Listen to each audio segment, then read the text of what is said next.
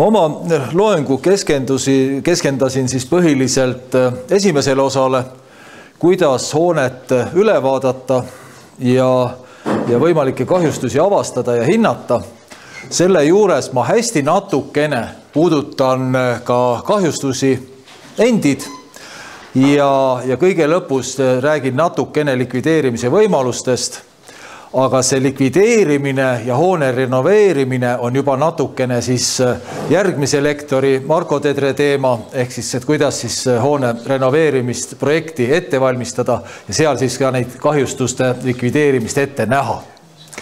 Nii et päris teemasse ma ei räägi. Ja teine asi, mida ma tahtsin alguseks öelda, on see, et ma eeldan, et siin enamus inimesi ongi spetsialistid. Ehk siis ma hakkan näitama räägima oma kogemustest ja hakkan näitama igasugu abivahendeid, mida on hoone ülevaatamisel hea kasutada. Ehk siis ma eeldan, et teie hakkate ka hooneid üle vaatama või teete seda juba praegu. Ma loodan, et keegi selles nüüd ei ole pettunud, et teema oli välja kuulutatud natuke ühtemoodi, aga rääkima hakkan natukene teistmoodi. Minu nimi on Kalle Pilt, seda juba öeldi. Nendest kahest fotost nende kahe fotoga ma alustan kõiki loenguid, olen neid palju rääkinud, mis ma nende all mõtlen. Täna on väga vähe aega, ei hakka pikalt rääkima nendest fotodest. Küll aga tahaks öelda, et see on üks karikatuur minust. Mind viimasel ajal on hakatud kutsuma vammivanaks, ju ma siis olen nii vanaks saanud, et on aeg. Tahaks rääkida sellest, et ma olen üle vaadanud päris palju hooneid. See päris palju peaks olema, mul arvestus on segi läinud, aga ma arvan, et kusagil 5000 hoonet või hoone osa. Ja kõik, mis ma räägin, on nende hoonete või siis hoone osade, ma mõtlen siis korterite või mingisuguste eraldi ruumide ülevaatuse põhjal saadud kogemuste põhine. Ehk siis loomulikult ma olen ennast täiendanud ja õppinud palju juurde seda, et kuidas vaadata, kus vaadata ja ka teoreetilist poolt, aga põhiline jutt on ikkagi kogemuste põhjal. Ja töötan ma Eesti Mükoloogia uuringute keskuses.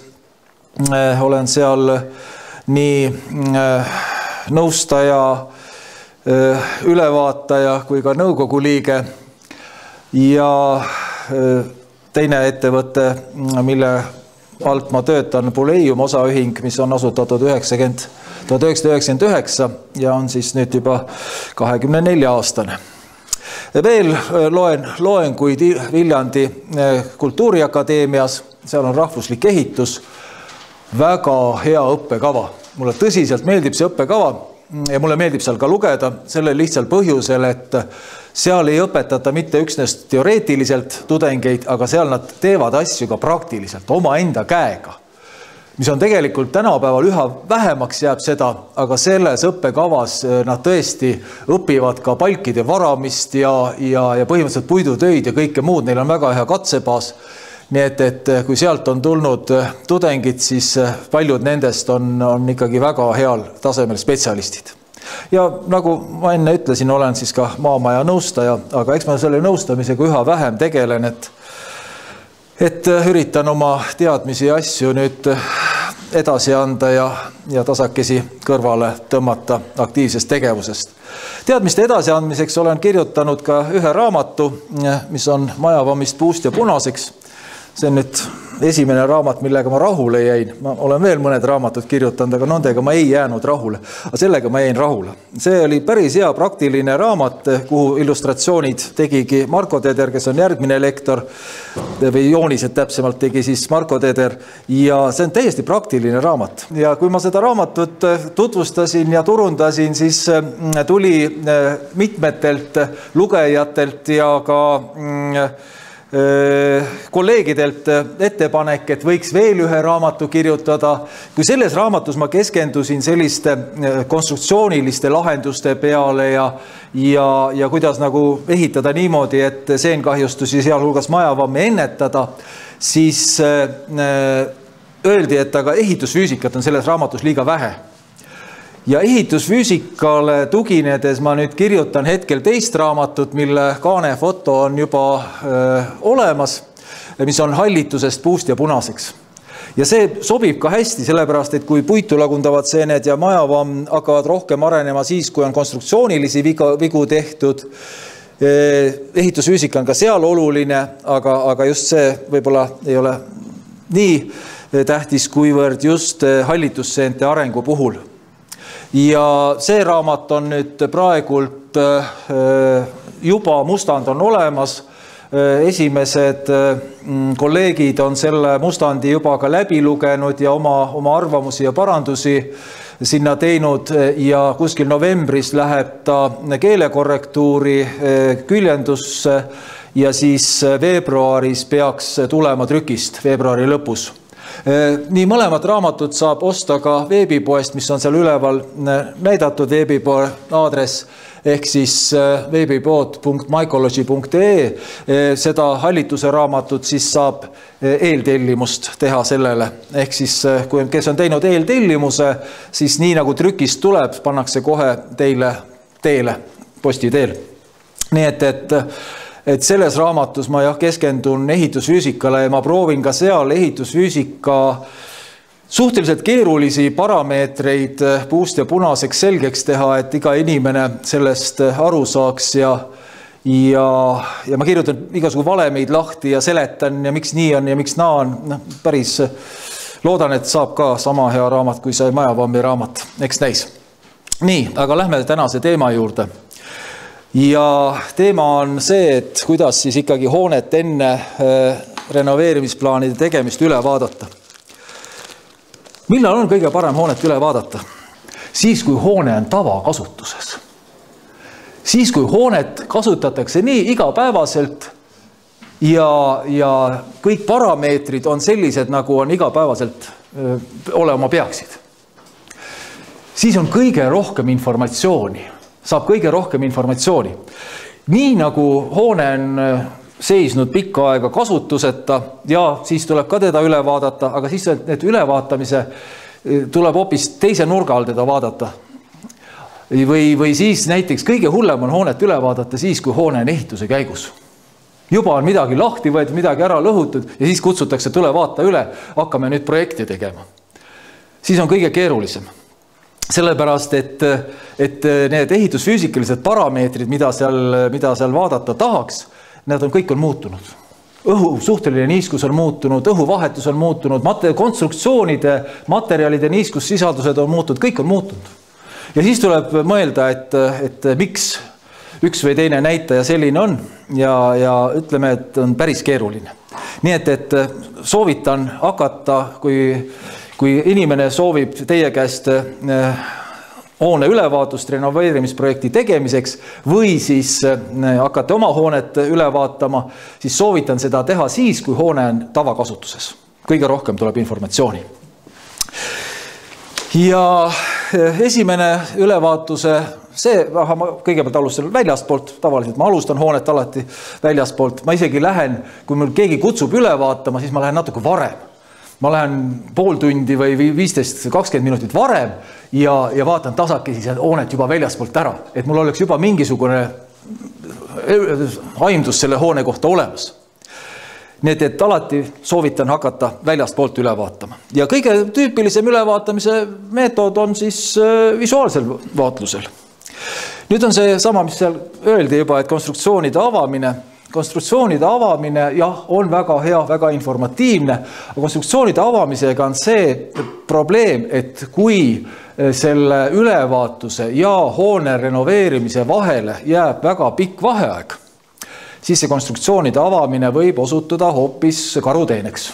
Ehk siis näiteks, kui seal seina pealt midagi lahti võtta, mingid voodrilauad või võtta kuskil muudes konstruktsioonides midagi lahti võtta, soojustust välja võtta, siis seal võib selle vaheaja jooksul ülevaatusest kuni hoone renoveerimiseni tekkida juba selliseid protsesse, mida te ülevaatusega teha ei tahtnud. Nii et see avamine on hea, informatiivne, aga seda peab tegema oskuslikult ja pigem ma soovitan seda, et pärast avamist ikkagi need avad täpselt samamoodi sulgeda. Tihti ei ole see võimalik, näiteks kui te lasete ikkagi sellest aurutõkkest uurimise käigus augud läbi, no siis ei aurutõket taastada seina sees, nii et ta pidama hakkaks päris keeruline ja nii edasi ja nii edasi. Nii et see avamine, ma olen alati proovinud teha uuringuid niimoodi, et ma võimalikult vähe avan.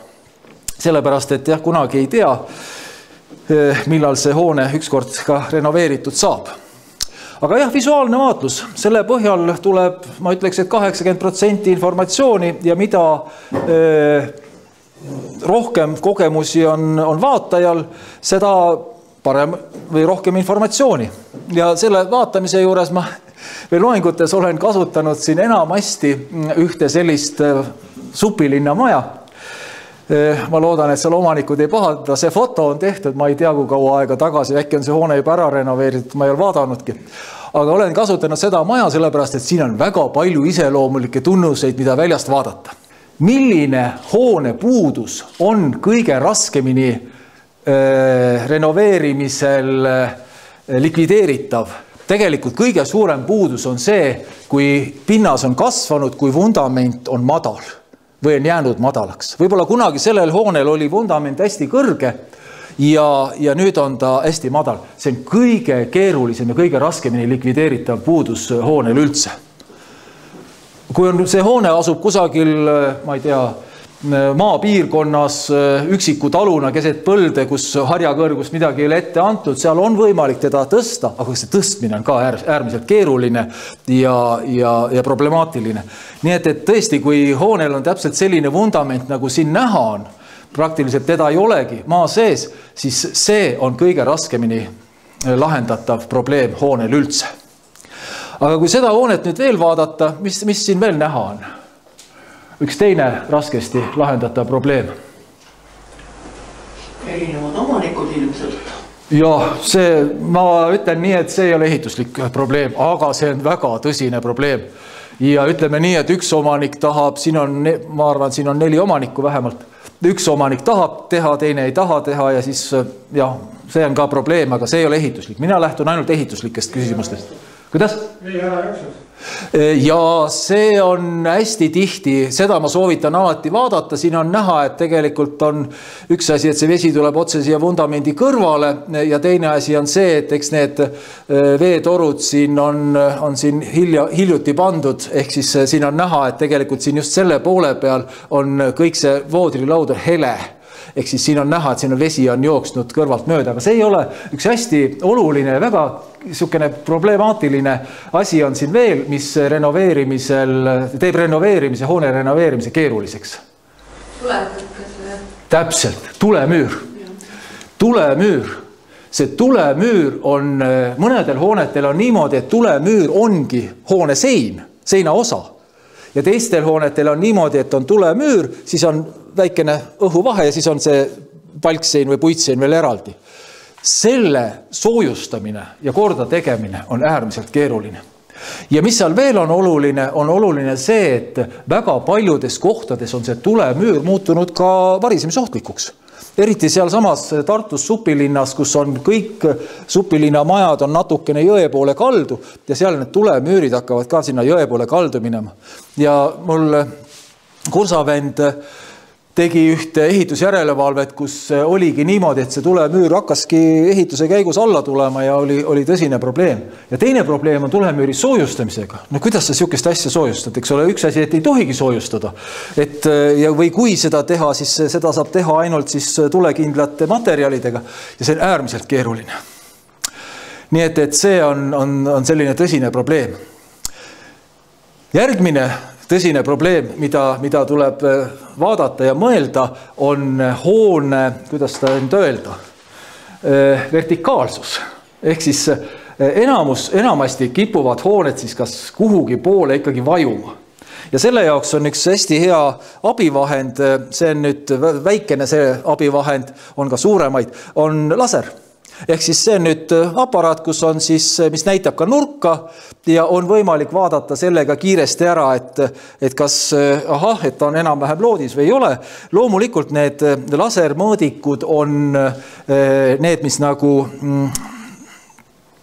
mis ringi käivad põhimõtteliselt, et nendega on veel parem, nad tõmbavad joone sinna hoone peale ja see näed ära kohe, et kui palju ta siis loodist väljas on.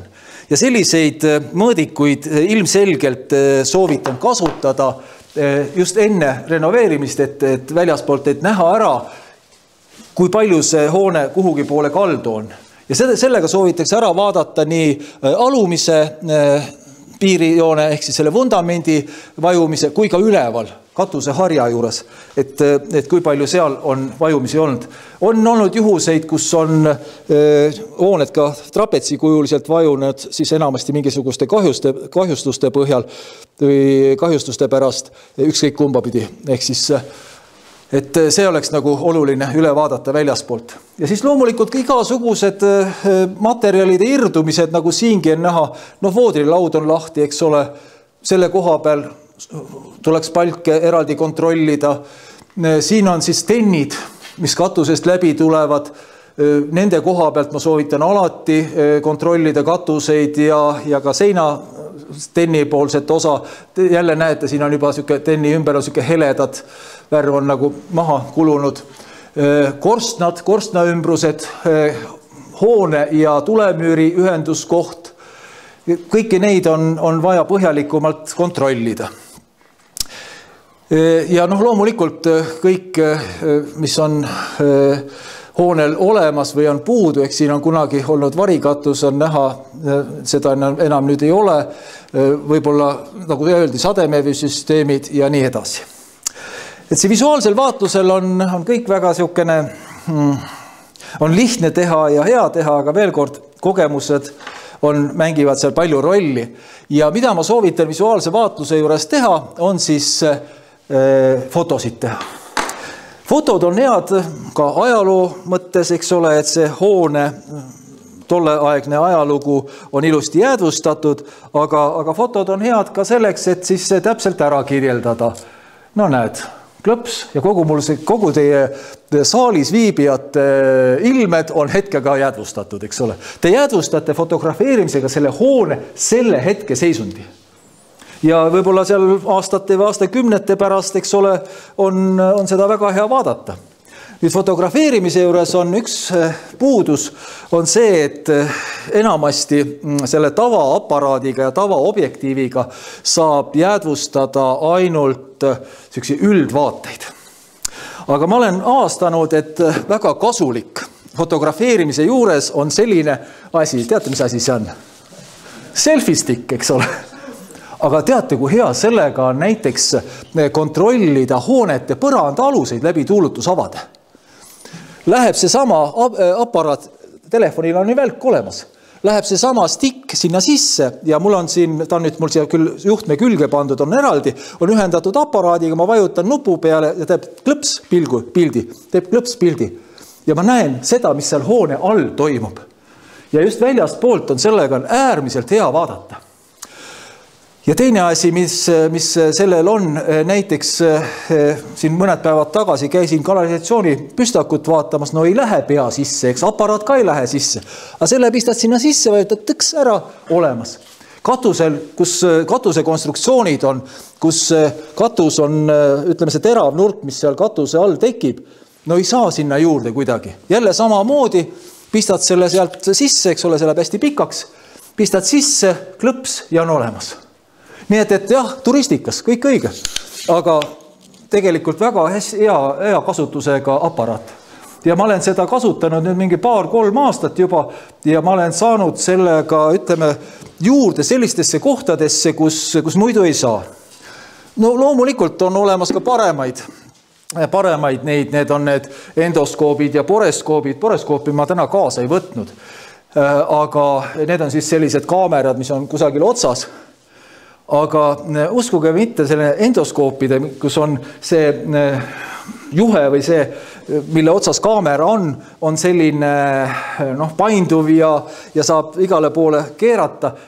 Sellega on üks tõsine puudus, no ei saa aru, mida sa vaatad. Sa pistad selle sinna sisse, ta läheb kuidagi natukene veel viltu ka, no ei saa aru, mida sa vaatad. Ja sellepärast ma olen kasutanud poreskoopi, kus on jäik toru. ehk siis ta ongi peegelsüsteemiga, Olympuse boreskoop, kus on jäik toru. Ma arvan, et see äkki mul oli siin kuskil, ei ole veel, lähen tagasi. Et kus on jäik toru ja siis ma pistan selle sisse, ma saan keerata, ma näen, kuhu poole ma vaatan ja siis saab seda nurka seal muuta, et mida ma vaatan. On palju parem kui need sellised paindlikud endoskoobid. Nii et seda ma soovitan, kasutage kõige lihtsamat stikki ja päris häid tulemusi saab. Kuni selleni, et kui te tahate ka kuhugi seina või millegi taha vaadata, see telefon on nii õhukene. Selle saad pista ka sinna prakku sisse kuhugi ja siis teha fotosid. Tõsi, mõni foto ei tule välja, enamus fotosid ei tule välja. Aga mis sellest? Ühest fotost, mis välja tuleb, te loete palju rohkem informatsiooni kui pealt vaadates, 10 kord pealt vaadates. Veel üks, mis on ka fotografeerimisega seotud, mis on äärmiselt hea aparaat ja mis öeldi, et külma ajaga on hooneid hea üle vaadata, ma arvan, tema viitas ka sellele, ehk siis on termokaamera. Termokaamerast ma oma uues hallituste raamatus kirjutasin tervelt mitu lehekülge, terve peatükk on termokaamerast. Just see, et tegelikult termokaamerat saab kasutada mitte üksnes selle tava eesmärgil, ehk siis hoone soojajuhtivuse omaduste kontrollimiseks. Aga tegelikult termokaamera näitab ära ka muu hulgas igasugused märgunud piirkonnad. Kus miskit on märga, kuskilt vesi läbi jookseb, kohe näidud muutuvad ja termokaamera näitab ära väga palju informatsiooni, ma sellest kõigest ei hakka siin rääkima, näiteks praegult näitate ära, kui kuumad kuulajad te olete, eks ole. Nii et selles suhtes annab väga palju informatsiooni ja see informatsioon, kui seda oskab tõlgendada, seda informatsiooni, siis see informatsioon on äärmiselt kasulik.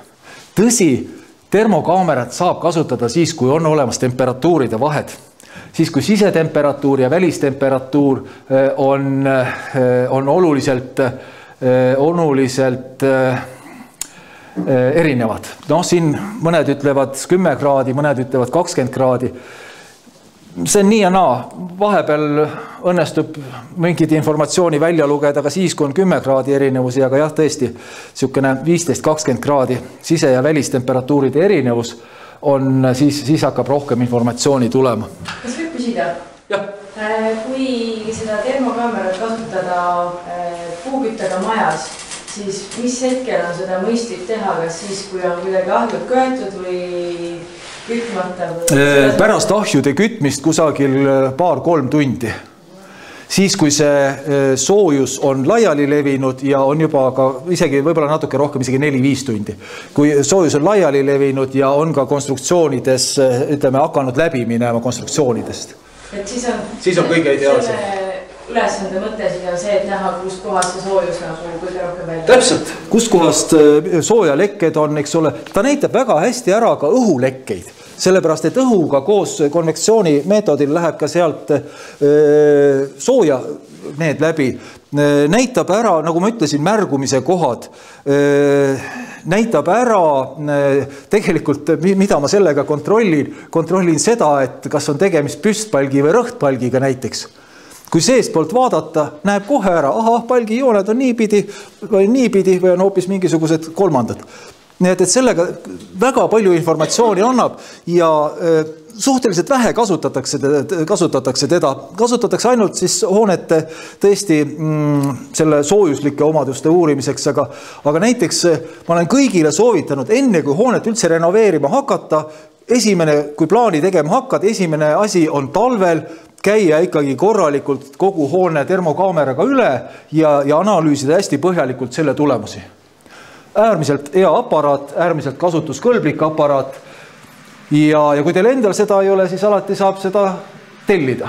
Ja, näeb ära erinevaid avasid. Närilisi otseselt ma ei ole tuvastanud sellega, et seal on, aga küll ma olen tuvastanud herilaste pesasid, erinevate putukate kahjustusi, just see, et herilase pesad, mesilaste pesad seinte sees, need on näha.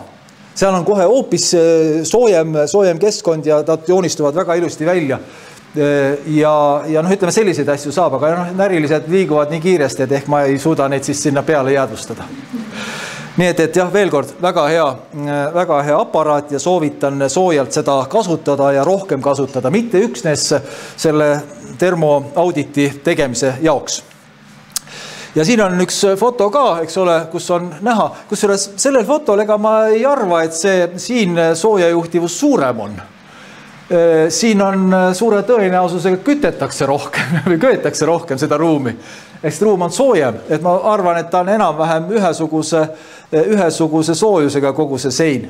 Ja see teist tuba võib-olla natukene vähem köetakse. Nii et kui te näitusid ikkagi analüüsite, siis on vaja sisetemperatuuri, siseruumide suhtelist õhuniiskust ja võib-olla ka rõhku ja välistemperatuuri ja näitajaid. Nii et siis nende võrdlusel tulevad alles need sellised head tulemused välja, et alati, kui mingisugune näit on, siis peab mõtlema, miks see niimoodi on. Ja miks see võiks küll, miks ta näitab niimoodi, ehk siis mul on tihti on see, et on seina peal mingisugune hästi hele laik. Vaatad, ilusti vooder on täpselt nii nagu on, aga mingisugune hele laik on ja siis hakkad mõtlema, miks ta on ja siis hakkad toda kohta nagu lähemalt uurima ja mõtlema, et mis seal siis on hästi või teistmoodi tehtud. Veel üks väga kasutuskõlblik asi, mis on nüüd hiljaaegu tulnud, on droon. Nimelt näiteks siin on üks kiriku katus, see, ma ei mäleta, kus kohas see oli, aga igal juhul kiriku katus ja kurdeti, et see sein on tugevasti märgunud, samas vihmaveesüsteem oli ilusti korras kõik. Aga sein on märgunud. Kus kohas see vesi sinna kõrvale saab? Ja siis võtsin drooni ja sõitsin sellega sinna üles 6-7 meetri kõrgusele ja ilusti on näha, et siin see plekk on kõik ära paindunud. Ehk siis põhimõtteliselt, kui on suurem vesi, siin osa vett läheb siit lihtsalt selle kõrvalt mööda, kõik ei tule lehtrisse. Ma arvan, et see on jää või lumega siin ära paindunud ja oli kohe probleem käes, saab minna. Tõesti on võimalik võtta redel ja ronida sinna katusele, aga see aeg, mis on alati meil piiratud, see võtab palju rohkem aega. Nii et üks väga hea lahendus on drooniga asju uurida. Tõsi, drooni lennutamisega on oma reeglid, aga ma uurisin neid, kui ma tõesti selle hoone katuse kõrgusel ainult olen, siis enamasti ei hakka mul droon karjuma, et siin ei tohi lennata või midagi sellist. Mul oli Ameerika Ühendriikide suursaatkonna kõrval Tallinnas, oli objekt ja seal lubas minna katusele ära, tegin mõned fotod ära ja siis ütles, et droon kohe maandatakse, 15 sekundit tuli alla. Nii et seal on ikkagi seadistatud niimoodi, et ma ikkagi seda päris igas kohas ja näiteks kui on lennuvälja lähedus, siis ei luba üldse üles minna. Nii et seda peab vaatama, kas seda saab kasutada, aga sellistes piirkondades, kus on kirik maa piirkonnas, seal saab teda väga edukalt kasutada. Sellega ma olen ka päris palju leidnud kahjustusi. Ma ei tea, kas ta nüüd ennast ära on tasunud, ehk siis võib-olla, üks sükene, ta on nüüd 2 aastat, 3 aastat peaaegu olnud ja ma olen üks sükene 20 korda teda kasutanud eesmärgi päraselt ja olen suutnud tuvastada selliseid asju, aga ilma selleta on võimalik, aga päris hea, just korstna ümbrused, katuseharjad, kõik need on päris hea vaadata. Katuse katete rikkeid on väga hea sellega tuvastada, sellepärast, et näiteks kui on mingisugune vana katus, eriti kui ta on eterniitkatus, sinna peale praktiliselt ei saagi minna. Kui sa sinna peale juba lähed, siis sa ise lõhud seda katust palju rohkem, aga kui sõita drooniga ja järjest pildistada seda katust üles, võib-olla natukene kaugemalt ja natukene lähemalt, siis tegelikult näeb ilusti ära, kus kohas on praod, kus kohas on avad, kus kohas on plaadid nihkunud, et seda näeb päris hästi. Siin Tartu linnavalitsusele tegin just hiljaaegu uuringut Raekoja platsi ümber majadel, kus katusel oli probleeme. No vot, selline väikene abivahend tänapäeval juba täitsa normaalse hinnaga kättesaadav ja kasutatav. Ja viimane abivahend, mida ma väljaspoolt uurimisel kasutan, siis kui on juba probleemsed kohad üles leitud või midagi, mingid mõtted juba olemas, et neid ühte või teist kohta peaks täpsemalt kontrollima, on siis resistograaf. Ma arvan, et paljud olete te seda näinud juba, paljud ei ole näinud. Kes on seda instrumenti näinud, käsi püsti? No ikka täitsa palju, väga hea. Väga mõnus asi, ehk siis ta puurib täpselt sellise 1 millimeetrise, umbes 1 millimeetrise, ta tegelikult oli vist 1,5 ava puitu ja mõõdab iga 0,1 millimeetri tagant vastupanu puurimisele. Ja selle pikkus on 45 sentimeetrit, nii et 45 sentimeetrit saab selle 45 sentimeetri paksuseid puitkonstruktsioone, saab sellega uurida. Ja ta salvestab kõik näidud siia kõvakettale ära, prindib välja ka kohe printerile. Printerile printimine on selleks, et kohe objektil ära näha seda, et mis toimub. Et kas on seda kohta vaja veel uurida või ei ole veel vaja uurida. Kõik, mis ma pärast töötluseks võtan selle aruande tegemiseks, kõik on ikkagi kõvaketta pealt, nii et siin on jah, ainult see koha peal vaatamiseks. Ja siis, kui need näidud on olemas, siis tuleb selline graafik. All on millimeetrid ja siin on ilusti näha. Kõigepealt on voodrilaud, siis on umbes 50 millimeetrit õhuvahe ja siis tuleb palk. Need, mis need üles alla käivad, on aastarõngad ja põhimõtteliselt on võimalik isegi aru saada, kui vana see puu on olnud, kui ta saeti, aga enamasti see on nüüd tahutud palk, nii et siin ei saa seda vanust kuigi täpselt. Aga ja see on nüüd täiesti niisugune hea palgi joonis. Ehk siis ta on enam-vähem ühel joonel, see puurimise graafikud. Ja ütleme, aastarõngas käib ka siin, võib-olla mõned oksakohad on siin või on siin natukene südamiku juures on natukene tihedamat. Ja selle järgi, mida saab veel teha, selle järgi saab näiteks vaadata, kui tihe see palk on. Ehk siis, kas tal on 3 aastarõngast 1 sentimeetris või on 7. Ja siin raamatus ma ka sellest kirjutasin, et see on äärmiselt oluline puidu vastupidavuse seisukohalt, kui tihe see puit on, kui palju on sügispuidu osakaal. Nii et see on selline graafik, mis on nagu positiivne graafik. Ja siis üks negatiivne graafik ka. Ehk siis täpselt samamoodi, kusjuures see on sama hoonel ka võetud, oli voodrilaud, siis on õhuvahe, umbes 50 millimeetrit, siis on pealtpoolt on palk nagu enam-vähem ja siis põhimõtteliselt on kas siis tugeva või siis keskmise kahjustusega. Kogu ülejäänud palk oli kahjustatud. Ja see on hästi oluline. Miks see oluline on? Oluline on see, et kui võtta nagu hoonel palke, siis näiteks ma panin siia teile ühe näidis puutüki. No vaatate, eks ole külje pealt, täiesti kõva, ilus, kõik on normaalne. See on nüüd alumine vöö. Ühe hoone, karkasshoone alumine vöö. Kõik on ilus, aga kui siin nüüd puurima hakata, siis tegelikult seest on kõik tühi.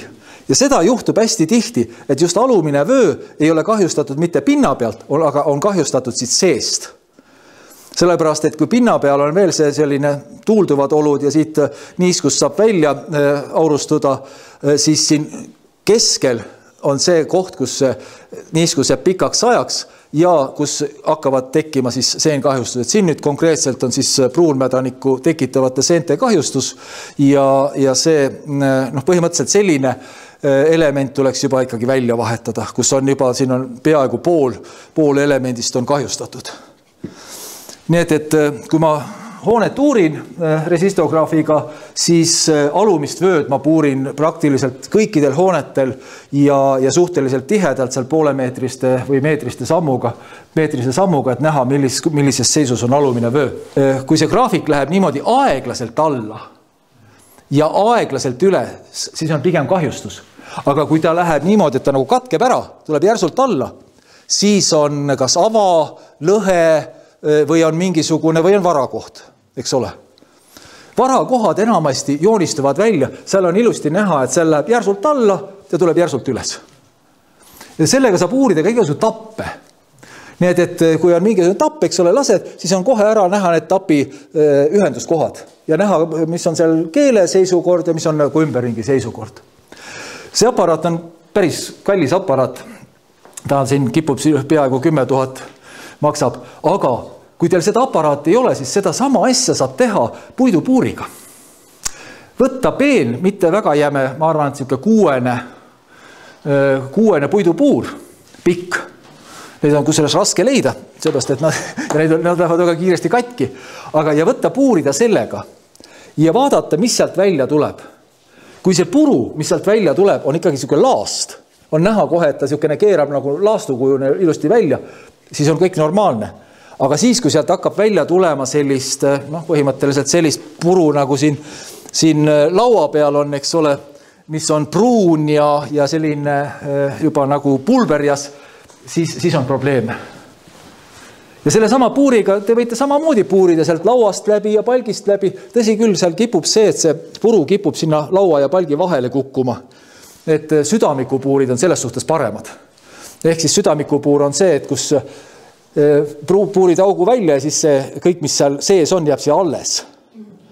Aga jah, tavapuuriga saab ka. Nii et südamikupuur natukene parem, aga tavapuuriga saab täpselt sama asja teha. Saab kontrollida. Nii et ei pea alati selline kallis aparaat olema väga hea, väga informatiivne aparaat, aga saab seda ka lihtsamate vahenditega teha.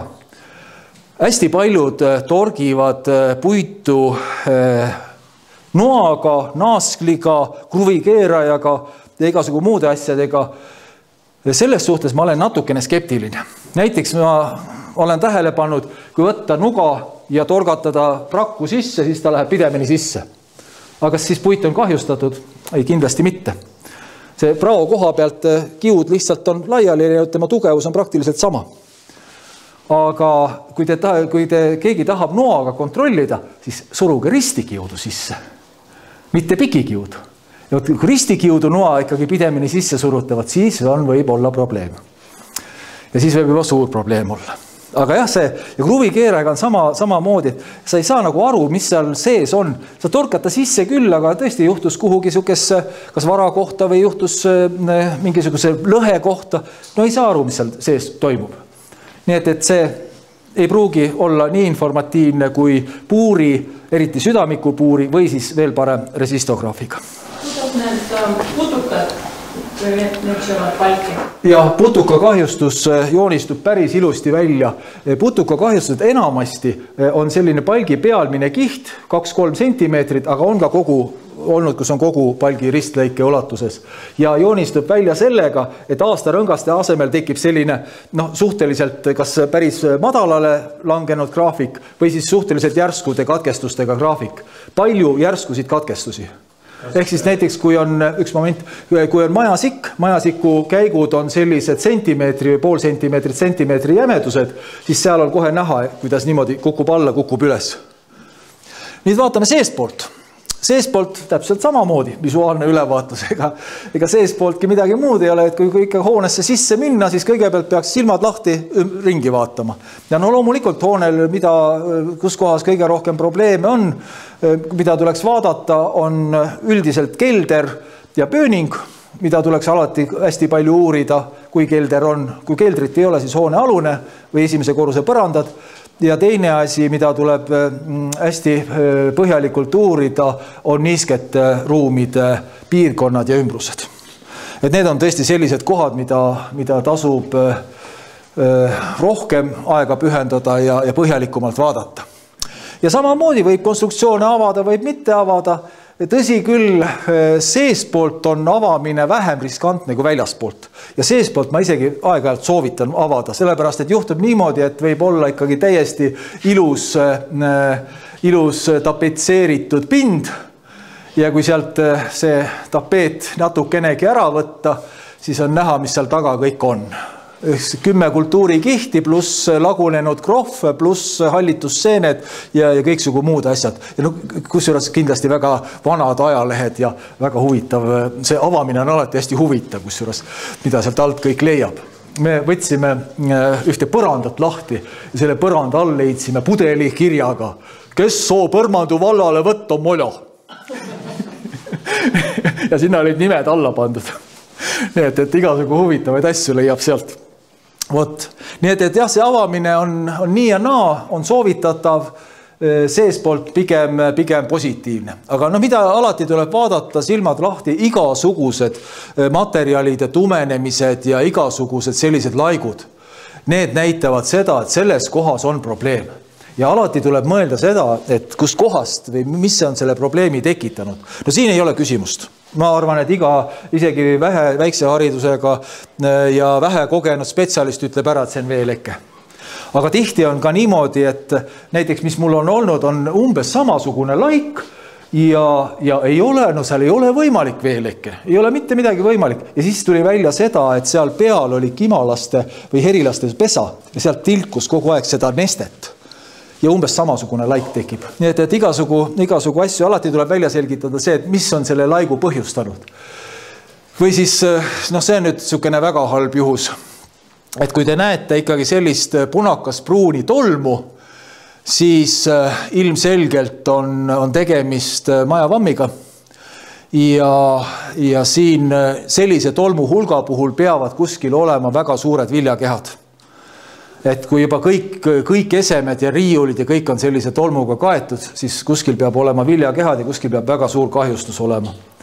Üleüldse, mida ma olen tähele pannud, et selline tolmu uurimine on üldse annab päris palju informatsiooni. Kui on põranda pragudes juures mingisugune, näiteks sipelgad on liiva kandnud, jälle informatiivne. Üks asi, et kuidas nad sisse pääsevad ja teine asi on see, et seal järelikult peab midagi olema, miks nad sinna sisse on tulnud ja nii edasi. Või siis tõesti need eostolmud, hästi tihti tolmu analüüs, kui seda nüüd laboris analüüsida, viitab ka juba hallitusseentele ja nii edasi ja nii edasi. Nii et see tolm on hästi informatiivne igal pool. Ja teine, mis on hästi informatiivne, on ämblikuvõrgud. Jah, ütleme nii, et kui on eluruumid, siis seal ämblikuvõrke on vähe, aga ikka leiab. Aga näiteks kui kapi taga või kuskil keldrites või pööningul ämblikuvõrke uurida, siis seal näeb alati ära, et kes seal ämblikute toiduks on langenud. Kas seal on puitu kahjustavaid putukaid, nende jäänuseid või on seal, kui on näiteks ka lendavaid putukaid, kiletiivalisi palju, siis milliseid on, eks ole, need annab selle kohta informatsiooni, et mis probleeme seal ühes või teises kohas võib olla. Nii et niisugune täiesti väike, aga väga informatiivne võimalus. Kui majavammi poolt vaadata, siis tõesti need eosed, nagu ma ütlesin, punakas-pruuni eosed, ja kui neid on palju, siis need on väga hästi näha. Siin on nüüd seda ruumi ei kasutatud, need jalajäljed ei ole mitte värvilised siin, vaid vastupidi, põrand on kõik majavammi eostega kaetud ja need jalajäljed on siis need, kus siis inimene kõndis ja need eosed jäid lihtsalt saabaste külge kinni. Majavammi eose suurus on 6–9 mikromeetrit umbes. See tähendab seda, et ta on hästi peenpuru. Mitte nagu jäme nagu kohvipuru. Ja teine asi on see, et jah, alles siis, kui neid on hästi palju, siis on teda näha. Mul järgmine foto on võib-olla informatiivsem. Siin on nüüd tõesti see, kusjuures raamatust, siit samast majavammi raamatust võetud foto. Siin on näha, kuidas põrandapraost tuleb välja eostolm. Ehk siis selliseid kohti tuleb hästi vaadata. Eriti seda põrandapragu, üldse kui põrandaid kontrollida, siis põrandaprao piirkond on hästi oluline. Ja loomulikult siis kõiki neid kohti, kus ta välja võib tulla. Ja siin oli keldris oli hästi tugev kahjustus. Ja kass loomulikult oli ka hästi uudishimulik seal juures. Nii et seda kindlasti tasub jälgida. Loomulikult, kui on mingisugused lekkekohad, ehk siis sellises kohas on aru saadav, et siin on katuses on tõsine probleem korstna ümbruses ja siin on näha, et siin on juba ka nii hallitusseeni, kui on juba ka pragusid, erinevaid deformatsioone ja nii edasi. Nii et sellised kohad on need, mis tuleb kindlasti ära märkida. Ma alguses unustasin öelda ühte väga olulist asja. Kõigepealt võtke, kui te hakkate ülevaatust tegema, võtke ikka korralik kaustik kaasa. Kõik, mida te näete, märkige ära. Kõige parem on see, kui seal on ka hoone plaan, märkige plaani peal ära, kus kohas, mida te näete. siis on teil pärast seda informatsiooni parem edasi anda ükskõik kas kliendile või siis projekteerijale. Ehk siis näed, vot seal kohas on selline asi, seal kohas on selline asi. Et järelikult on mingisugune probleem. Nii. Mul on selline küsimus korraks nende valmiaasta juurde tagasi, et kuidas suhtuda nendesse jalanudesse, et kui satud objektile, kus seda kulu tõesti on, aga siis pärast seda lähed järgmisele? Ma ise elan puitmajas. Nii et ja ma käin igapäevaselt objektidel, tõsi küll, loomulikult need riided ma vahetan ja puhastan ja kõike muud, aga ma arvan, et ma iga kord on oma 1000 või 500 või 1000 eost endaga kaasa. Äkki teil ei ole kodus soodsalt tingimus? Täpselt. Aga kui järgmisel objektil näiteks on? Täpselt. Tegelikult majavammi eosed on igal pool olemas. Nad on õhus olemas, nad on ka loomade, lindude, putukate, kõikidega ringi kantud ja nad on igal pool olemas. Kui on soodsad tingimused, hakkab arenema. Soodsaid tingimusi ei ole, arenema ei hakka. Te võite selle sama punakaspruuni tolmu, me oleme üritanud katsetanud, et kuidas õnnestub teda kasvama panda. No ei õnnestu, kusjuures nii raske on panna majavammi kasvama. Ja me oleme siis teinud laboris ja igal pool katseid, et puistanud eoseid peale ja proovinud teha kõik, et ta kasvama läheb. No ei lähe. Et see ei ole teema, nii et seda ei maksa muretseda. Loomulikult tahtlikult neid eoseid niimoodi ringi käia ja eks ole puistata, seda loomulikult ka ei ole mõtet, aga jah, seda ei maksa ka karta, et need riiete või jalanõudega kuhugi viib.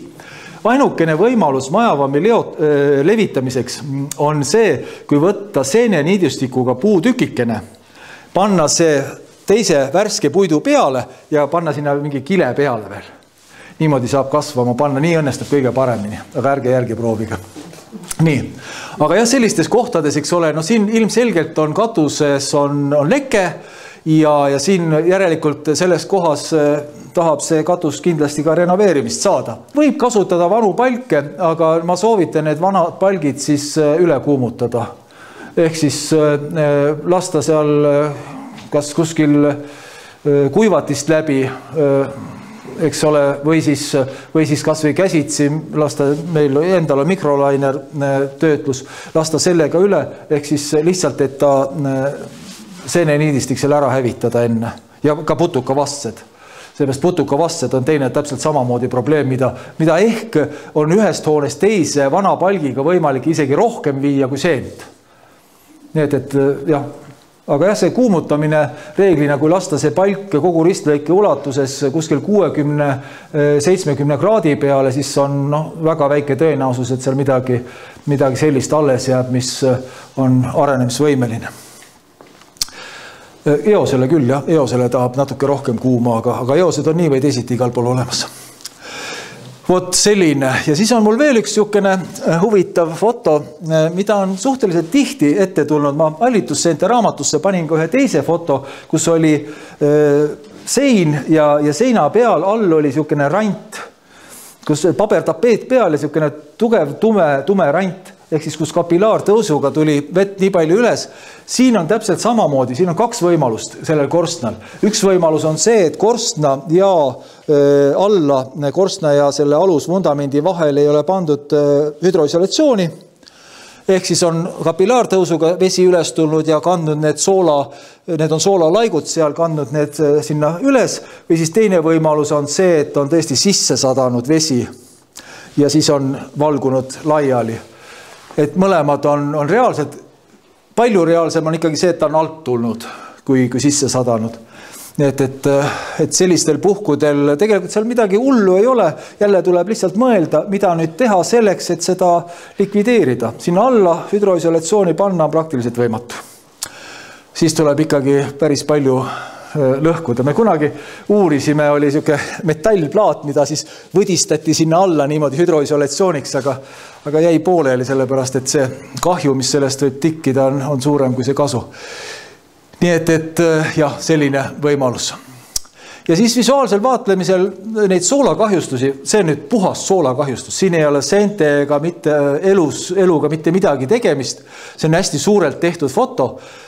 Soolakahjustusi saab kõige paremini aru, kas ta on soolakahjustus või enda seenkahjustus, kui võtta see sama pulber, mis seal on sõrme vahele, võite kindlad kätte panna, kui te palja sõrme vahele ei taha võtta, aga lasta niimoodi sõrmede vahel ja kui tekib pulber, mis laiali pudiseb, siis on see soolakahjustus, aga kui tekib rull, siis on see seenkahjustus. Sellepärast, et seenel struktuurid on sellised niitjad ja nad moodustavad pigem rulli, aga sool on kristallid ja seal pudeneb laiali. Väga lihtne meetod tuvastamiseks, et kas see on sool või on siis seenkahjustus. See konkreetselt kõik on soolakristallid. Ja see soolakahjustus tekib niimoodi, et vesi kannab soola kivist läbi, jõuab pinna peale, vesi aurustub ära ja siis need soolad kristalliseeruvad seal niimoodi. Ja tekibki selline väga ilus moodustis. Putukakahjustustel, mida nagu hoonetes, ma ütlen, igas vanas hoones on putukakahjustusi, siis siin on kõige sellisem tüüpilisem on ikkagi näripuru, mida avastatakse. Aga näripuru ei ole kõige parem putukakahjustuse tuvastamise meetod. Ehk siis vaatate näripuru, oi, nüüd mul on kohe aktiivne putukakahjustus. Ei pruugi olla. Väga lihtne sellepärast, et seal samas selle puitu kahjustava putuka käikudes võib elada mingi teine putukas, kes vaatab, et oi, seal on hea elada, ta ajab selle puru välja ja elab ise seal. Nii et see ei näita alati, et on aktiivne putukakahjustus.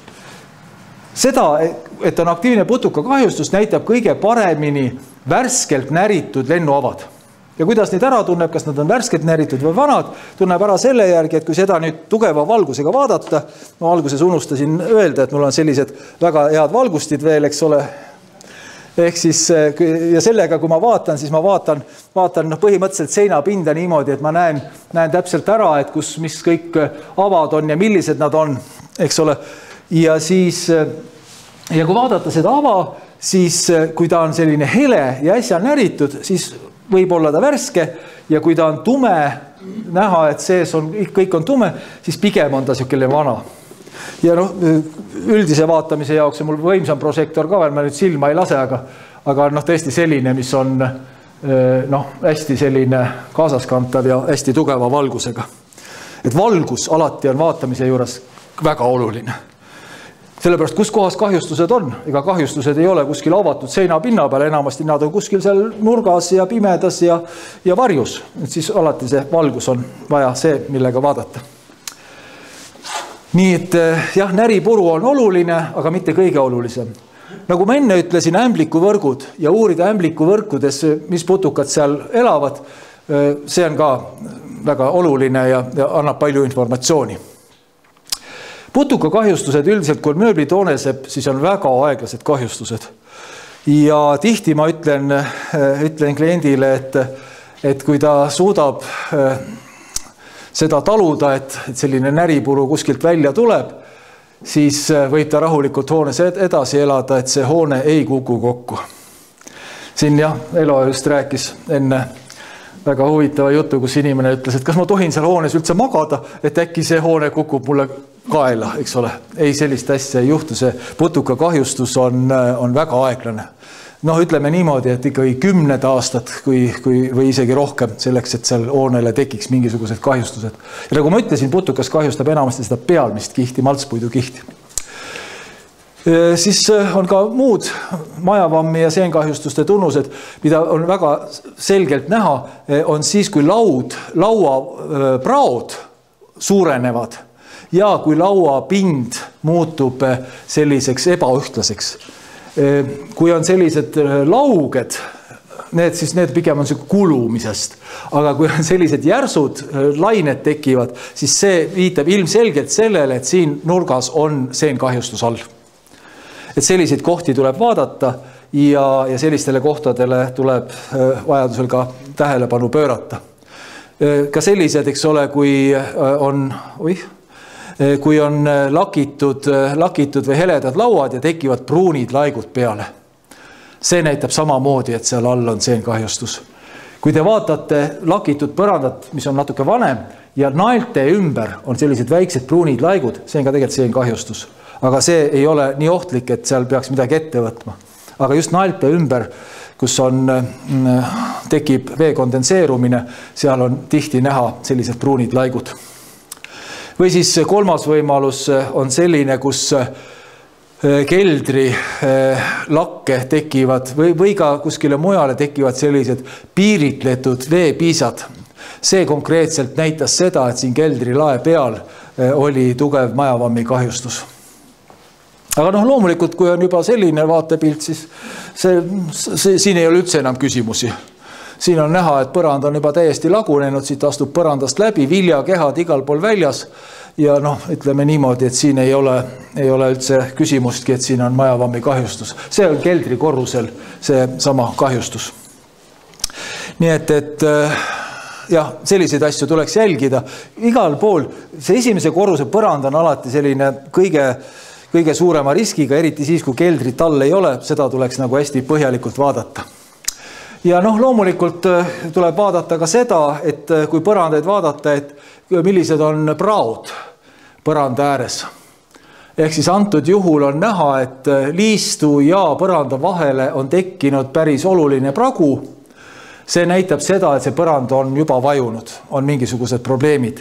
Ja siin on näha ka seda, et need laudade vahelised praod on suuremaks läinud ja need lauad ei ole enam päris, on näha, nad ei ole enam heas seisukorras. Kui see video ei läinud mul käima, kui siin nüüd tegelikult võib-olla keegi on juba näinud, et siin tegelikult sellest põrandust on võimalik läbi astuda, jalaga läbi astuda. Vot. Aga jah, seekord ei läinud ta käima, las ta olla. Loomulikult ka siseruumides on pildistamine või fotografeerimine igati kasulik. Täpselt samamoodi näiteks põranda alune, teed põrandasse augu sisse, pistad aparaadi sisse, teed klõps igale poole, on näha kohe, mis seal põranda all toimub. Ja loomulikult ka poreskoobiga uurimine, eks ole, siin ma nüüd uurin mingit põrandat poreskoobiga, on äärmiselt positiivne. See poreskoop on nüüd 10-12 mm ava põrandasse ja siis siin on peegelsüsteem sees ja põhimõtteliselt ma visuaalselt näen, mis seal all toimub. Antud juhul oli tegelikult see, et oli nähagi, et siin oli pragu tekkinud põranda vahele ja kardeti, et siin on seenkahjustus all, ei olnud. Hoopis põrand oli halvasti tehtud. Oli põrandatalad, olid pandud niisugeste paari sentimeetri, 1,5 sentimeetriliste kiilude peale ja loomulikult seal oli seif peal, siin on isegi seifi jälved näha, see oli hästi raske ja surus lihtsalt need kiilud, mis sinna alla oli pandud, millega oli põrand tasaseks aetud, surus lihtsalt muljus ära ja vajus alla. Nii et jah. Kas põrandalaudade praad võivad suunada ka mingi muud põhjused? Jaa, ehituskonstruktsiooniline viga või siis kahjustus. 2 põhjust. 3. põhjust ma väga ei näe. Kas on midagi valesti tehtud või on siis kahjustatud ja on hakanud vajuma. Kui te teate mõnda 3. põhjust, siis öelge nüüd ja kohe. Ma mõtlen mitte seendes siis. See teab putukad. Ka putuka kahjustus, kui on põrandatala tugeva putuka kahjustusega, samamoodi võib hakata vajuma. Koormused, kui põrandatalale panna väga suured koormused peale ja see põrand ei ole selliste koormuste jaoks projekteeritud, see on tegelikult siis ehitustehniline küsimus jälle, siis ka hakkavad vajuma, jah? Kui aastaringselt või õhuniiskus muutuda seal ruumis, et siis võib ka... Ei. Aastaringsest õhuniiskuse muutusest selliseid pragusid ei teki. Tekivad põrandalaudade vahele praod. Talvel lähevad praod natuke suuremaks, suvel lähevad natuke kokku poole, aga mitte ei teki liistu ja laua vahele. Et siis, ja need pragude suurused on erinevad. Jah, see tegelikult on õige. Niiskuse muutudes ka tekivad praod, aga need on palju väiksemad. Need deformatsioonid on palju väiksemad. Nii, ja siis on loomulikult ka seestpoolt infrapuna termokaameraga täpselt samuti nagu väljaspoolt väga kasutuskõlblik ja informatiivne aparaat ja täpselt samamoodi ka põrandatalasid saab uurida läbi otse lasta. Ma siia ei lase, see on betoon, aga lasta otse läbi põrandalaua ja leida üles põrandatala. Tihti on see, et naelakohad näitavad ära, kus põrandatala on ja näeb ära ka seda, mis seisukorras põrandatala on. Need, et ka seespool väga kasutuskõlblik. Ka seestpoolt võite tavalise puuriga lasta. Ja seal on, kui te näete põrandatala, lasete läbi ja siis te näete, kas seal on see puru on hele või tume, kas ta on laastudena või ta on pulbrina. Hästi palju informatsiooni annab. Ja siin ma nüüd resistograafiga uurin ühte ühte põrandat, äärmiselt vastik põrand oli, seal ei saanud püsti seista ja siis ma proovisin seal kuidagi nii ja naapidi, lõpuks võtsin kohvri, istusin kohvri peale ja siis puurisin. Aga jah, et see informatsioon, mis sealt saab, on päris hea. Tihti on niimoodi, et kutsutakse ütlema, et see, või vaatama, et see on hästi tugevasti, need põrandatalad on hästi tugevasti putuka auke kõik täis, et see on nüüd täiesti lagunenud, tuleb välja vahetada ja puurib ära ja näeb, et tegelikult on piisavalt palju alles jäänud. Viimasena nüüd eelmine nädal käisin kontrollimas Tallinnas Katariina kiriku tugiposte, täpselt selle sama resistograafiga. Pealt vaadates oli katastroofiline olukord. Ehk siis niimoodi, et oli täiesti auke sees juba selles putuka kahjustuse ja need oli nii tihedalt, et seal sentimeetris oli vast mingi 5-6, ruutsentimeetris oli 5-6 ava ja oli nagu probleem suur, aga nii nagu selle ära läbi puuris, siis keskel oli ikkagi 20 sentimeetrit täiesti tugevat kahjustuseta puitu. Ja selle asemel, et nüüd seda kogu posti välja vahetada, selle asemel on võimalik siis ta plommida või siis seal üks post oli ka selline, mis oli vaja proteesida ikkagi sealt alt otsast välja võtta. Sellest üleval pool oli kõik korras, ainult põranda piirkonnas oli see kahjustus. Nii et väga kasutuskõlblik aparaat. No võt, nüüd üks asi, ma lähen korra veel tagasi. Üks asi mul jäi siin sisevaatlustel näitamata. Või tegelikult 2 asja. Mida ma väga soovitan, on selline väga lihtne ja väga odav, kusjuures ja kasutuskõlblik aparaat. Mis aparaat see on? Kuidas seda nimetatakse? Kas keegi teab? Mikroskoop. Ei. Keegi ei tea. Keegi pole seda kasutanud. Äärmiselt hea aparaat. See on anemomeeter. Mõõdab õhu liikumise kiirust. Vaadake, siin on selline andur. Ja siit panete selle ükskõik kuhu ventilatsiooni ava juurde või kas või siia prao juurde, eks ole. Täitsa huvitav, ma panengi. Ja panete siia prao juurde ja te saate kohe informatsiooni, kas siit puhub läbi või ei puhu. Ei puhu. 0,00. Järelikult on akent korralikult tihendatud. Aga näiteks ventilatsiooni uurimiseks äärmiselt hea aparaat. Lähete sinna ventilatsiooni ava juurde, panete lihtsalt ilma, kui seda sisse lülitatud, panete juurde ja siis võite sisse lülitada, erinevaid režiime panna, panete juurde, te näete ära selle õhu liikumise kiiruse ja selle õhu liikumise kiiruse järgi te tegelikult saate leida muu hulgas ka õhuvahetuse hulgaruumis. Ehk siis, kui on ventilatsiooni avad, eks ole, te teate, mis on õhu liikumise kiirus, te teate seda pindala ja te saate välja arvutada ükskõik mis suuruse. Saate kontrollida ka näiteks tuulutusavad, mis on vundamendis, nende toimivust. Panete sinna juurde ja siis on näha, eks ole, mitu meetrit sekundis või ka liitrit sekundis, mida te ise valite, see õhu liikumise kiirus on. Nii et väga kasutuskõlblik aparaat, lihtne aparaat ja tõsiselt soovitan kasutada. Hästi palju informatsiooni annab selle kohta, näiteks kui põrand all ikkagi tuulutusava on, see tuulutusava on lahti, seal õhk ei liigu, siis seal tuulutusava on kasutu. Ja siis tuleb mõelda seda, miks see õhk ei liigu. Kas seal on kusagil mingi vahevundament või on see ava üksik, eks ole. Ma olen hästi tihti näinud, et tehakse üks tuulutusava hoonele ja mõeldakse, et nüüd hakkab seal põrandal õhk liikuma. Ei hakka. Õhk ei tule sisse, ei tee ringe ja ei tule välja. Õhk tahab läbi minna. Ühelt poolt sisse, teiselt poolt välja. Selleks, et korralik tuulutus oleks, selleks peaks tuulutusavad olema 2 pool ja ilma vahevundamendita.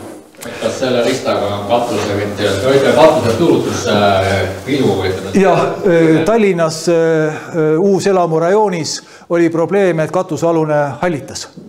Ja läksin sellega ja panin sinna, kus on aluskate, eks ole, ja üleval on lahti jäetud, panin sinna juurde, andis ilusti näidud ära ja panin alla sinna räästa ja selle vahel oli pilu, panin sinna juurde, näitas ilusti ära, kui palju õhk liigub. Ja on võimalik sellega kontrollida. Nii et seal ei olnud probleem õhu liikumises, seal oli probleem selles, et nad olid uue värsked lauad pannud, jumal märjad lauad. Olid sinna pannud, loomulikult nad lähevad hallitama. Ja, et seal ei olnud õhu liikumises, ei olnud mitte mingit probleemi. Küll ma aga soovitasin ikkagi otstesse teha ka siis lisatuulutusavad, et see läbivat tuulutust oleks natuke rohkem, aga see jah, põhiline probleem oli see, et need lauad, mis nad panid, olid kas siis märjad või olid siis vett saanud panemise ajal või midagi oli, aga need lauad olid kahjustatud. Siseruumi termokaabriaga, et selle seos ventilatsiooni sisse lülitamise ja mitte sisse lülitamisega saanud täiesti erinev pilti või kahane. Annab, jah. See on jälle, kui ma seda hallituse raamatut kirjutasin, sinna ma kirjutasin üles kõik need tingimused. See annab erinevat, kui on ventilatsioon, päiksekiirgus annab hästi erinevat, vaate seda kohe pilte. Tuul. Kui väljas on tugev tuul või väikene tuul, annab jälle hästi erinevad. Kõik need tuleb üles märkida ja selle tõlgendamisel tuleb kõike seda arvesse võtta. Et ei saa niimoodi, et vaatad, oi, siit on hästi hele, nüüd on kohe probleem. Alati peab mõtlema, miks ta on. Ja kui mõelda, miks ta on, siis peab vaatama neid, mis tingimustes see foto on tehtud või mis välisolud ja mis kõik tingimused on. Tuulud või need, kui ventilatsiooni puhul sissepuhe ja väljatõmme. Nii nagu on sissepuhke ava, siis seal on reeglina on kohe suur sinine laik, eks ole. See on täiesti loomulik, kui see ventilatsioon töötab. Loomuliku ventilatsiooni näitab ka päris hästi ära, et on kasutuskõlblik.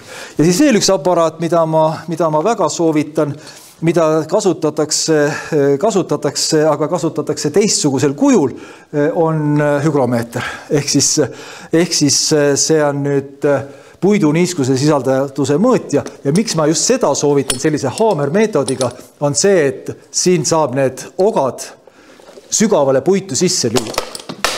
Tore. Saab need ogad sügavale puitu sisse, kusjuures see on äärmiselt kõva, ta on mul enne ka kukkunud. Ei lähe katki. Väga kasutuskõlblik. Saab sügavale puitu sisse lüüa ja kui nad puitu sisse lüüa, siis tegelikult näitab see pikaajalist puidu ümbritsevat keskkonda. Kui torgata ainult need, mis need väikeste piidega on, mõni millimeeter panna peale, siis see näitab viimase, 5-6 tunni olukorda. Aga kui sisse lüüa, siis see näitab sellist pikaajalist. Ja viimane, mida ma tahtsin näidata, on siis õhu suhtelise niiskuse mõõtja, mis on ka äärmiselt hea, annab palju informatsiooni, ja CO2 mõõtja. Ma lubasin siin loengu alguses, et vaatasin näidu ära. Kui kedagi siin ruumis ei olnud, oli näit 662 ppm, ehk siis miljondik osa kuupmeetris õhus. Ja nüüd, kui te olete siin ruumis juba tund aega olnud, siis on näiduks, kohe tuleb, tule nüüd, 2123.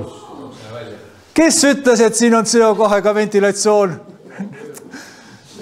1000 on ülemine piir. 1200 hea küll, jah. Aga 2100, nüüd on isegi 2200, võib-olla siin erinevates kohtades on ta natukene erinev. See on ilmselgelt palju. Kui selline probleem on, siis alati tasub mõelda, et te peate selle ruumi ventilatsiooniga midagi ette võtma. Nii et ELO, Vabaõhumuuseum, selle ruumi ventilatsiooniga peab midagi mõtlema. Võib-olla sisse lülita. Kõige lihtsam lahendus. Nii, aga nüüd ma pean tasakesi edasi minema ja nüüd ma hästi lühidalt räägin siis selle kahjustuste likvideerimise võimalusest ja kõigepealt kahjulike organismide tõrje. Miks ma panin mitte kahjuritõrje, või ei pannud ka seenetõrje, aga just kahjulike organismide tõrje, see on nüüd väga korrektne mõiste. Ehk siis biotsiidi seaduse põhjal on need organismid, kes inimtegevusele on kahjulikud, nimetatud kahjulikeks organismideks. Ja kas seda tõrjet on vaja teha? Ma ütlen, et lõviosal juhtudest tõrjet ei ole vaja teha. Need keemiamüüjad on ilmselgelt ajanud asja ikkagi tõsiselt üle võlli, et igale poole tuleks keemiat peale panna ja tõrjet teha. Ei tule. Kõige olulisem on likvideerida põhjused. Miks see kahjustus on sinna tekkinud? Ja ainult majavammi puhul ma ütlen, et see tõrje on õigustatud. Siis tuleks tõesti ka need ümbritsevad konstruktsioonid ja pinnad töödelda. Seal on oht, et ta edasi levib, on suur. Aga näiteks teiste puitu lagundavate seente puhul, putukate puhul, enamasti ma tõrjet ei soovita. Teate, mis putukate puhul kõige parem on? Kuidas puiduputuka kahjustusest lahti saab? Ei, puit on väga halb, sooja juht õnnestub, aga ütleme, selleks peab olema õhuke puit ja väga külm. Aga kuidas? Ei ka ei saa. Näiteks toonesepp täiesti kuiva puitu kahjustab, mingit probleemi. Kuumaga jah, täitsa hästi saab, eriti siis, kui see mikrolainetega, mis sinna sisse mõjub, päris hästi tapab ära, aga tulevad tagasi. Ja tulevad suhteliselt kiiresti tagasi. Seal 5-6 aastaga on uuesti kahjustused. Ma ütlesin, tegelikult praegu ma ütlesin vastuse ära. Kõige parem on takistada putukate liikumist. Kui palgi peal on näiteks tuuletõkkeplaat, ükskõik kas VKL, RKL, kas ükskõik kas 12 mm või 30 mm ja see on seal plaadi peal ja putukad ei pääse sinna taha, eriti toonesepad, siis 3-4 aasta pärast see kahjustus seal hääbub. Toonesepad peavad iga 2-3 aasta tagant, umbes mõned ka aasta tagant, peavad puidust välja tulema, paljunema ja uuesti puitu tagasi munema. Kui võtta see võimalus ära, siis tegelikult see kahjustus hääbub. Ja ei ole mitte mingisugust tõrjet teha. Nii. Et siis tuulutus ja puitkonstruktsiooni õigsust tagab nagu selle, et ei pea mitte... Tuulutus on oluline, aga tuulutus peab olema siis tuuletõkkest väljaspool. Ehk siis tuuletõkke ja voodrilaua vahel peab olema tuulutusvahe. Aga see tuuletõkke peaks olema ikkagi tihe. Ehk siis tuuletõkke taha ei tohiks õhk pääseda ja ei tohiks ka putukad pääseda. Ja. Aga kas nad siseõhku ka saavad liikuda? Joo, lendavad väga idelikult. Konstruktsiooni seespoolt avatuks jätmine ei ole parim lahendus või? Võib jätta, aga pange putukavõrgud uste ja akende ette. Nad on suured. See toonesepp on niisugune 2-3 mm ovaalne pruun putukas, eks ole, nad on suured. Kui te panete putukavõrgu ette, nad ei pääse sisse. Või siis ukse ette see magnetiga putukavõrg lähete sisse, sulgub kõik. Nad on juba sees ja nüüd tulevad korraks välja käima, et teevad oma asjad koos ära ja... Siis on 2 võimalust. Üks võimalus on see, et siis on tõesti vaja tõrjuda. Ehk siis nad sealt põhimõtteliselt hävitada, enne kui nad jõuavad paljuneda ja tagasi muneda. Ja teine võimalus on see, et elada koos nendega. Kahjustuskiirus on nii väike, nagu ma enne ütlesin. Nii et tõrjet ma pigem, keemilist tõrjet ma ei propageeri. Ehk siis kasutatakse liiga palju ja liiga mõtlematult. Ainult majavammi puhul on ta alati õigustatud, aga teiste seente puhul ja ka putukate puhul tuleb mõelda põhjuste peale ja alles siis hakata mõtlema, kui põhjuseid ei ole võimalik likvideerida, siis on mõtet mõelda tõrje peale. Ehk siis, kui on ikkagi palkmaja, ilusad ümarad palgid, nad ei taha sinna panna seda katet peale, siis võib teha tõrjet. Aga kui te panete sinna tiheda katte peale, probleemi ei ole. Esimene võimalus, kui nüüd see puit on ka kahjustatud, et kuidas see kahjustust likvideerida, siis puidu puhul on alati esimene võimalus on tugevdamine. Mitte asendamine, aga tugevdamine. Et ma soovitan need vanad puitelemendid, mis tegelikult on enamasti hästi tiheda aastarõngaga õigel ajal saetud ja kui seal mingi osakene on kahjustatud, siis kõige parem võimalus on ikkagi ta tugevdada, mitte hakata asendama. Siin esmajärjekorras ma mõtlen siis nii talasid, poste kui ka selliseid konstruktsioone, mida saab tugevdada. Teine võimalus on plommimine. Näiteks seal Katariina kirikus ma soovitasin mitte vahetada, nüüd hakata seda posti välja võtma, aga tahuda sealt postilt välja see kahjustatud osa, seal kohati oli kuni 10 sentimeetrit oli kahjustatud, aga enamasti oli ta seal 3-7 sentimeetrit oli kahjustatud, tahuda see kahjustatud osa ilusti välja ja panna sinna ilus plomm peale.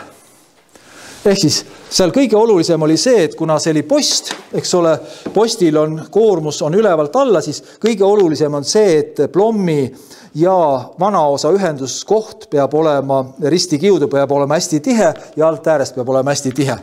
Et see koormus kanduks edasi postilt plommile ja plommilt edasi. Nii et see plommimine on teine, mis on väga hea võimalus. Ja alles siis, kui need tugevdamine või plommimine ei aita, siis tasuks see terve tükk välja lõigata, sinna protees panna või siis kogu materjal asendada, ehk siis kogu see post välja võtta ja sinna uus panna. Aga ma panin selle täpselt selles järjekorras, et kõigepealt peaksite mõtlema tugevdamisele ja kõige viimane võimalus, kui te enam kuidagi, ta ikkagi nii on kahjustatud ja kuidagi ei ole võimalik teda tugevdada, plommida või proteesida, alles siis mõelda asendamise peale. Et võimalikult palju vana puitu alles jätta.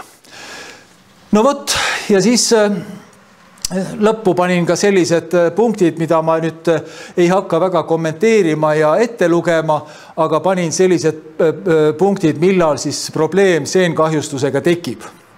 Ja need punktid ma tegelikult panin siia lõppu ja üldse panin sellepärast, et järgmine loeng tuleb hoone renoveerimisest ja põhiline viga kahjustuse tekkeks on siis see, et renoveerimisega tehakse midagi valesti. Ja sellest hakkab rääkima juba Marko. Aga need punktid, vaadake need üle ja mõelge nende peale, et siin on ka sellised, mis ei ole projekteerimisega seotud, näiteks see sama ehitusprahi jätmine konstruktsiooni sisse, põranda alla ja nii edasi ja nii edasi. Need slaidid ma loodan, et te saate pärast ka vaadata, nii et ei pea seda hakkama nüüd üles kirjutama või jäädustama. No võt. Jah. Selles ajas praegu me sama maja puit võetakse aastaringselt maha. Et selle puidu toitainete sisaldus oli suurem kui vana puidu. Sellise uue puidu, ma ei tea, mida see maha võetud on. Tärklisid on suurem, kui palju sipikate või neid, ütleme, kahjustusi nüüd ajas võib rohkem tekkida. Oskal see raamat siin on kirjas. Ma võin öelda ka, et jah, kõige suurem on probleem suvel saetud puiduga on sinavus.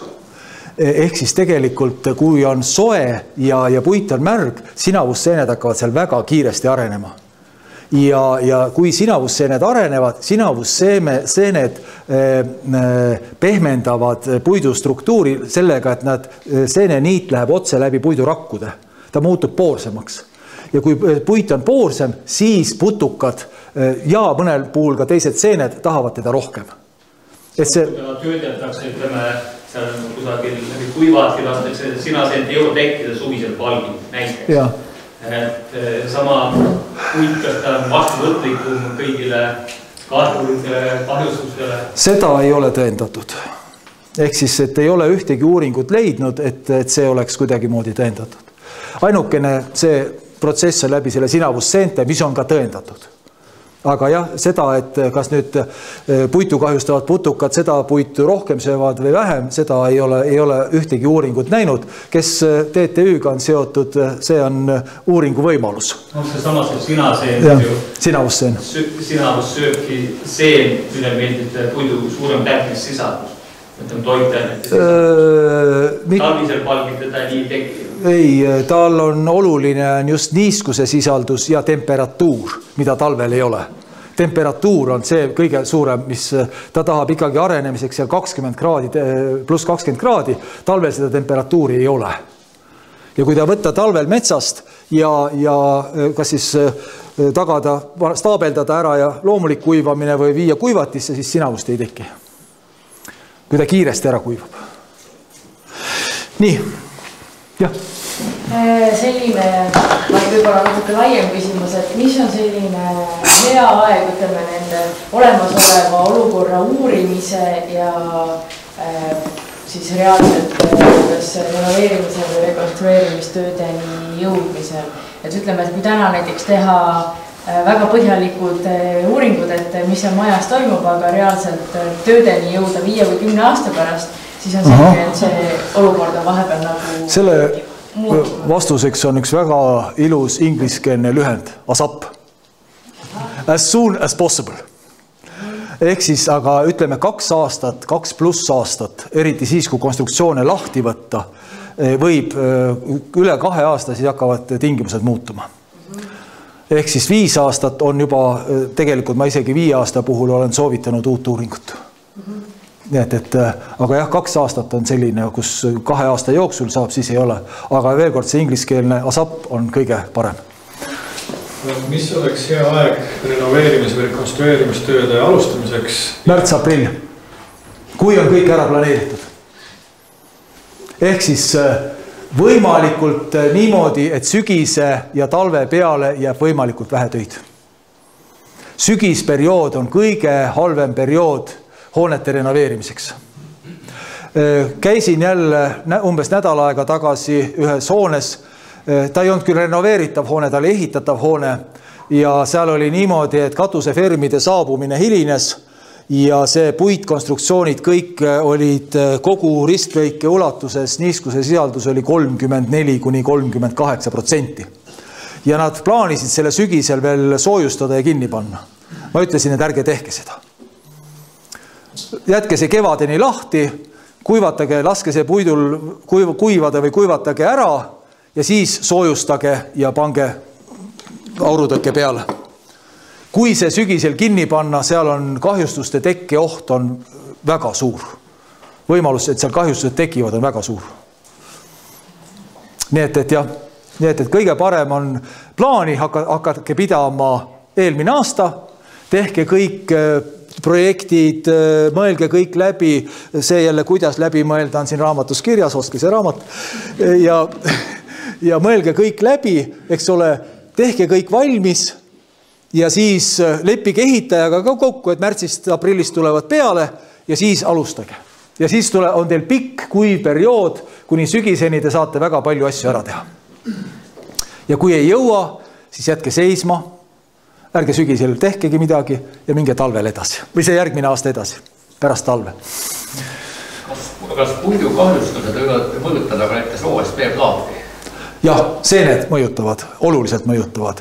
Putukad vähem, sellepärast, et putukavastsed reeglina OSB-plaadis liiga palju liimi ja seda ei taha väga süüa. Aga seened ja seente poolt transporditav niiskus mõjutab oluliselt. Võib täiesti võtta suhteliselt aasta-poolteist vana OSB-plaadi ja niimoodi käte vahel ilusti puruks murda või siis jala või rusikaga läbi lüüa. On nii tugevasti lagunenud. Vineeri kahjustavad ka putukad. Aga jah, OSB-plaati on enamasti seened. Nii, veel midagi. Kas sellist maja, mis on 50 aastat seisnud tuule käes, on mõtet? Kui ta on tuule käes seisnud, siis seal ei ole väga kahjustusi. Hullem on siis, kui katus on peal olnud, siis ei ole väga hullu. Kõige hullem on see, kui katust peal ei ole. Ehk siis nii, nagu ülevalt hakkab vett tulema, nii on probleem. Aga kui õhk läbi käib, siis tegelikult see kuivatab päris hästi ja ei ole enamasti probleeme. Aga pääsukesed elavad sees? Väga hea, püüdsid putukaid seal. No ütleme, pääsukeste puhul ainukene, siis on need väljaheited, eks ole, väljaheidete piirkonnas ka põrand kahjustub rohkem. Aga muud probleemi oma pääsukestest ei näe. Las nad absoluutselt. Et kui on pääsukesed sisse pääsevad, siis järelikult seal on õhu liikumine piisavalt hea. Veel kord, kui katus on korras, siis on sellest hoonest saab asja. Nüüd on kõik. Jah, Elo juba noogutab, et ära nüüd enam niigi palju üle läinud. Aga aitäh, et kuulasite.